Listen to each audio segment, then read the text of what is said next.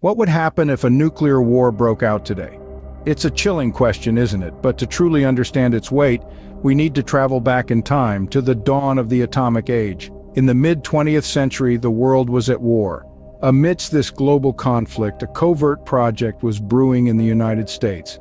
Codenamed the Manhattan Project, it was an ambitious endeavor that would forever alter the course of history. At its helm was a physicist named Robert Oppenheimer, a brilliant mind tasked with an ominous responsibility. Oppenheimer and his team of scientists were charged with creating the world's first atomic bomb. Their work was shrouded in secrecy, the stakes impossibly high. The goal?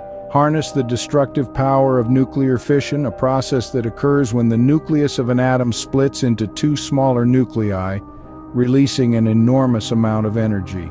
On July 16, 1945, in the searing heat of the Jornada del Muerto desert, New Mexico, their efforts culminated in the Trinity test. The world's first atomic bomb, a sphere of plutonium and explosives, was detonated. The explosion was equivalent to the power of around 20 kilotons of TNT, a force so powerful it lit up the morning sky, turning night into day. This event marked a pivotal moment in human history. It was a testament to scientific achievement, yes, but it also unveiled a new kind of horror. The atomic bomb was a weapon of mass destruction capable of obliterating cities and extinguishing countless lives in an instant. Its creation sparked a race for nuclear supremacy, a race that cast a long, ominous shadow over the decades that followed. The Trinity test was more than just a scientific experiment. It was a turning point, a moment that thrust humanity into a new era fraught with both potential and peril. This was the dawn of the atomic age, a period where the power to create and the power to destroy were forever intertwined. Thus, with the Trinity test, mankind entered a new era, the atomic age. Just weeks after the Trinity test, the world witnessed the horrifying reality of atomic warfare. In the waning days of the Second World War, on August 6, 1945, the first atomic bomb, codenamed Little Boy, was dropped on the Japanese city of Hiroshima. 3 days later, another bomb, Fat Man, detonated over Nagasaki. These were the only instances of nuclear weapons being used in warfare to date. The immediate impact was cataclysmic. Hiroshima and Nagasaki were leveled, their buildings reduced to rubble, their landscapes forever altered. In an instant, tens of thousands of lives were extinguished, with the final death toll estimated to be between 140,000 and 240,000. These were not just soldiers, but ordinary people, mothers, fathers, children, grandparents, their lives snuffed out in an atomic blaze. But the devastation did not end with the initial blast. In the months and years that followed, survivors, known as hibakusha, faced a new set of horrors. Many were scarred, their bodies bearing the physical imprint of the bomb's destructive force. Others suffered from radiation sickness, their bodies poisoned by the atomic fallout. And still others were haunted by the psychological trauma of the event, their memories forever stained by the horrors they had witnessed. The bombings also had profound social and political impacts. They marked the end of the Second World War, but also the start of the nuclear age. They led to a dramatic shift in global power dynamics, with the United States emerging as a preeminent world power. On a broader scale, the bombing served as a stark reminder of the destructive potential of human ingenuity. They highlighted the urgent need for international cooperation, not just to prevent the proliferation of such weapons, but also to ensure their non-use. The bombings of Hiroshima and Nagasaki serve as a stark reminder of the human cost of nuclear warfare. They underscore the importance of pursuing peace and disarmament to prevent such a tragedy from ever happening again. The end of World War II marked the beginning of a new conflict, the Cold War. This was not a conventional war fought with bullets and battlefields, but rather a war of ideologies and influence, with the United States and Soviet Union at the center stage. This period was characterized by a chilling arms race, a race not for territory or resources, but for power and dominance, symbolized by the development and proliferation of nuclear weapons. The United States, having already demonstrated the destructive power of atomic weaponry, continued to develop their arsenal. On the other side of the Atlantic, the Soviets, unwilling to be left behind, accelerated their nuclear program. The stage was set for an unprecedented arms race, one that would see the creation of even more devastating weapons of mass destruction. The arms race was fueled by fear and suspicion.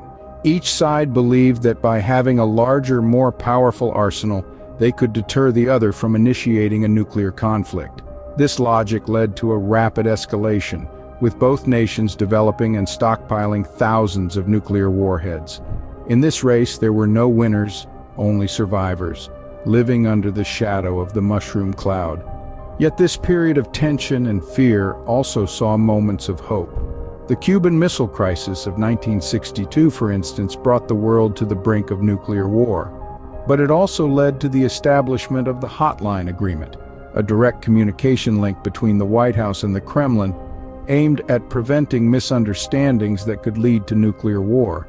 But despite these efforts, the arms race continued, with both superpowers developing even more destructive weapons, such as the hydrogen bomb, a weapon 1,000 times more powerful than the atomic bomb dropped on Hiroshima. The Cold War ended, but the nuclear threat did not. Today there are still thousands of nuclear warheads in existence, a chilling reminder of the Cold War and the arms race. The question now is how we as a global community can learn from history and work towards a future free from the shadow of nuclear devastation. Imagine for a moment a world in the aftermath of a nuclear war. A chilling thought, isn't it? But it's a scenario we must consider given the number and power of existing nuclear weapons today. In the blink of an eye, cities could be vaporized, millions of lives lost instantaneously. The initial blast would be just the beginning. The heat, the radiation, the shock waves would cause destruction on an unimaginable scale. But the devastation would not stop there. The environmental impact would be colossal. The fires ignited by the nuclear explosion would send soot and smoke into the stratosphere, blocking out sunlight. This nuclear winter, as scientists call it, could last for years, leading to a dramatic drop in temperature around the globe. Crops would fail, leading to a worldwide famine. The humanitarian crisis that would ensue is hard to fathom. The immediate casualties would be in the millions, but the long-term effects of radiation sickness, cancer, and genetic damage would cause suffering for generations to come. The healthcare systems already reeling from the initial impact would be overwhelmed. On the political front, the fallout would be equally grim. Entire nations could be destabilized, leading to power vacuums and potential for conflict. The global economy would collapse, plunging the world into a deep depression. The societal fabric would be torn apart, with trust and cooperation replaced by fear and suspicion. In this bleak scenario, one thing becomes clear: there are no winners in a nuclear war. The damage would be so profound, the recovery so difficult that it's hard to comprehend the scale of it. So we must ask ourselves, is this a future we want to risk? Is this a legacy we want to leave for future generations?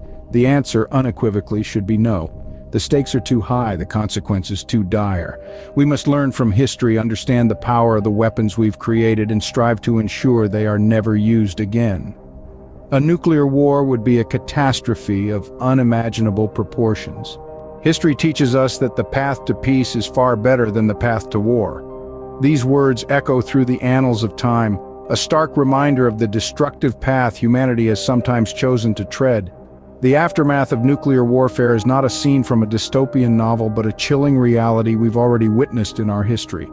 It's a grim tableau of desolation and despair, a stark warning against the perils of nuclear escalation.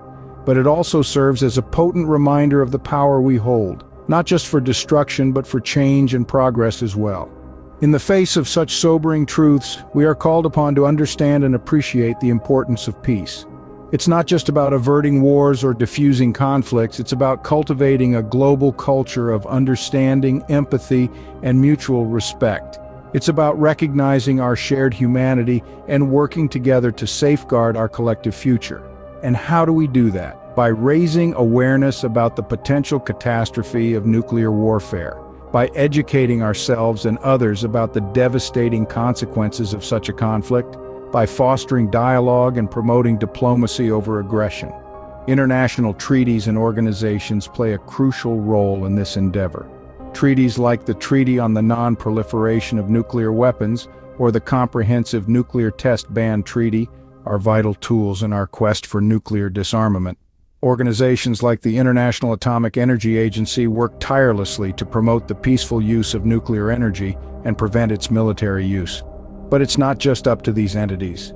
Each and every one of us has a role to play. We can advocate for peace in our communities, in our conversations, in our actions.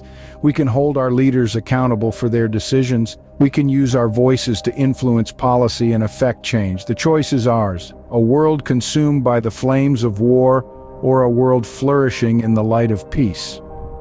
Thank you for watching. If you found this video informative and thought-provoking, please subscribe to our channel and share this video. Together we can spread awareness and strive for a peaceful world.